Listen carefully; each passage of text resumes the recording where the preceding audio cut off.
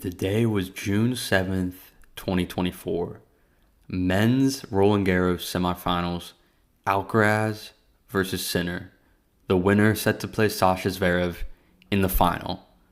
An opponent who both of them would surely be on that stage. Jannik Sinner was the favorite coming into this match.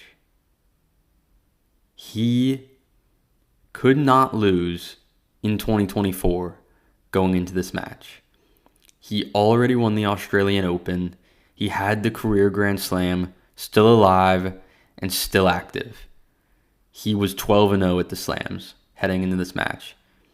Carlos Alcaraz, he was injured, he was in and out of form, and there was no real expectation that he was going to win the French Open going into this event.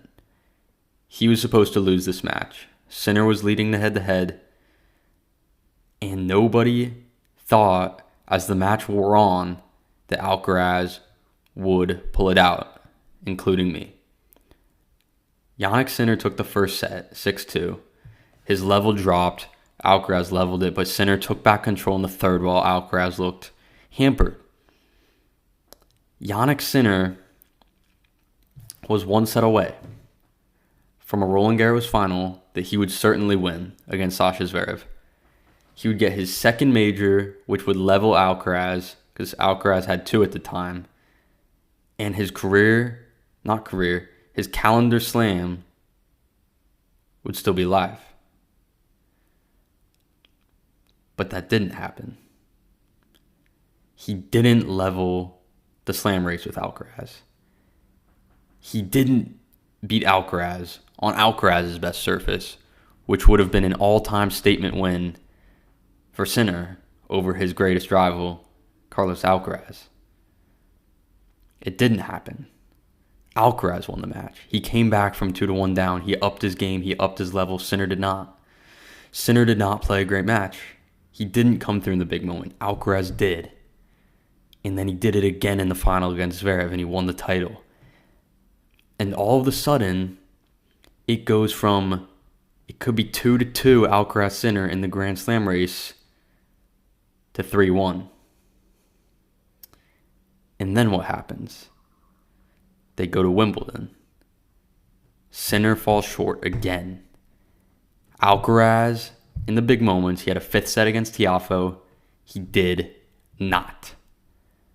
From almost being 2-2, it went to 4-1 in a matter of 5 weeks. And then Sinner can't play the Olympics. And Alcaraz is looking great. My point is, this one day changed everything. Had Jannik Sinner won that match on that day, this head-to-head would feel a lot different. It would feel like Sinner would still be in control of the head-to-head. And at worst, the slam race would be 3-2 instead of 4-1. Maybe Wimbledon is different if Sinner wins this match. Maybe Sinner draws on his 5-set experience and gets through Medvedev instead of losing, and then he gets to face Alcaraz again, who he'd be in control of that matchup. And you can argue he still is, but after this day, that argument is getting harder and harder to make. Jannik Sinner early on in his career was made from this matchup. He beat Alcaraz a lot, and he came close to beating Alcaraz in other big spots such as the 2022 US Open, where he also fell short.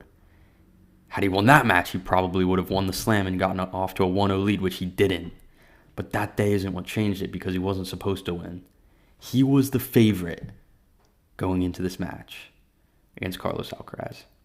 And he fell short. And then a season where he's looked unstoppable at times, he got off to the incredible start. He's stalled out bad since this day. And it all started on this day. Jannik Sinner is in trouble. And it's time to talk about it. This was a rivalry.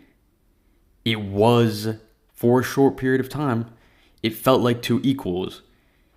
And on this day, as Sinner was in control of this match, it felt like Sinner was going to be the one to pull away. It felt like Sinner was going to be the one to win more Grand Slams with a more consistent play style. And that did not happen. Alcaraz flipped the script, and it has been one-way traffic since then. Ladies and gentlemen, that is my analysis on June 7th, 2024, and why I believe it is a day that has potentially changed tennis moving forward, for sure. We'll see what happens, but thanks for watching, guys, and I'll see you next time.